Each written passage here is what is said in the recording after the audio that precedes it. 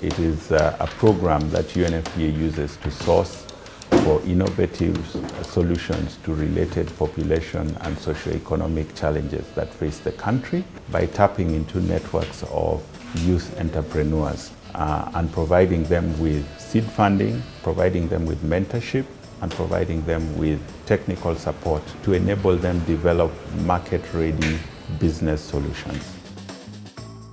Many girls cannot afford the sanitary pads on the market. When you go to schools, you'll be surprised to know that some will miss school because they are going through their menstrual period. They do not have the right materials to use. They are so embarrassed to be in public because they will stain their dresses and everyone will laugh at them, so they choose to stay at home. So when we first started the iAccelerator program, we had really just come out of the lab. All we had proved was that sugarcane has ability to absorb fluid, but we did not have a prototype that we could showcase, or it needed so much improvement, whatever we had. So being part of the iAccelerator program has assisted us to move from the lab level to actually improve our product. You have the sugarcane and the water that is already steamed coming in here. So what you're doing is boiling the sugarcane residue, mainly to remove the sugar content and to soften it. After, you use the sieve to sieve out the paper all together with the fiber. And after this process, you're taking it for drying. So in the middle is going to be our sugarcane fiber sort of sheets of paper. These are going to be made really, really soft. So we will cut them in pieces like this, and in between put more of the soft material, and then we sew the two pieces together. This is still our prototype, and when it is finished, it is going to be a pad made out of sugarcane fiber. We now realize that we are supposed to produce a pad that is in different sizes, that is able to accommodate the low flowing girl and also the high flows. And it has also shown us that we should produce a pad that is comfortable for these girls and a pad that is affordable. Those eco pads, they will help those girls. How? Because some girls, they are poor, they don't have money to buy other pads. They use banana leaves, handkerchiefs, and clothes.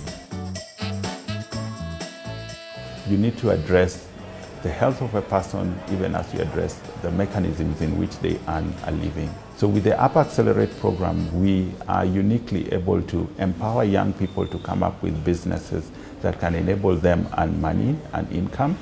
But two, we also use that process to come up with a solution to a development challenge that we are facing.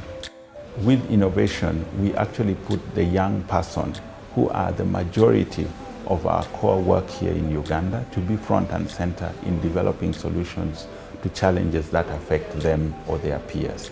So you actually move away from talking down to the young person to rather talking with them and together coming up with solutions to these challenges. They need support to deeply understand how to empathize with their customers and build solutions for them. How do I appreciate what it means to build a business? And so the Innovation Accelerator brings in that approach. It brings in organization to the chaos that these young people are trying to do when they start social businesses addressing sexual reproductive health challenges. So one of the things that we try to do within the Innovation Accelerator is try to figure out what are the next steps for these young entrepreneurs. And so we have deliberate planning with them on sustainability after the program, where we help them position themselves in a way that they're investment ready, okay? And then through our networks, we try to link them up to either potential investors or potential institutions that can further support them throughout their journey. In rural areas, these people cannot access ultrasound. Reason being, these machines cannot be maneuvered well in the rural areas. Secondly, These machines are very energy intensive, but as Team mScan, we are trying to create a mobile ultrasound curvilinear probe that can plug into your phone and be able to provide ultrasound scans for the mothers in rural areas. This will give them a chance at life. I'm trying to measure different parts, for example, abdominal circumference, the length of the femur, if the umbilical cord is not around the baby's neck, yeah, things like that. If the amniotic fluid is enough. You know, they seem like small things, but these are very, very, very vital things that are both important for the baby and for the mother. There are about 50 mothers here who are actually pregnant. And among those 50 mothers, we discovered that almost half of them didn't actually know about ultrasound. And actually, over 80% of those that we interviewed actually had never used ultrasound, yet they were as far as their fourth child. And some of them actually reported to have had obstructed labor, difficult labor, where they didn't know the cause. We have drawn the designs, and the designs are ready to be converted into a working prototype. On the side of the software right now can be able to detect sound, it can be able to draw graphs, and it's only left to perfection so that it can actually form a complete image. UpAccelerate has helped us in the business perspective, in that now we know that we can make profit out of this and put it back into the mScan. It has helped us to know how to manage our books and given us so many resources, so many connections.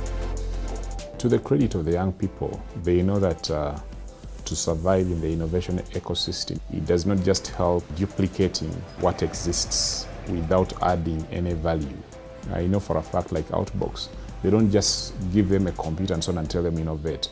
You think about the problem and think about a solution that will solve that problem. You don't just jump onto a computer because you have access to one and you have access to innovation software, but you have to first think through what problem you are trying to address and also think about the aspect of affordability.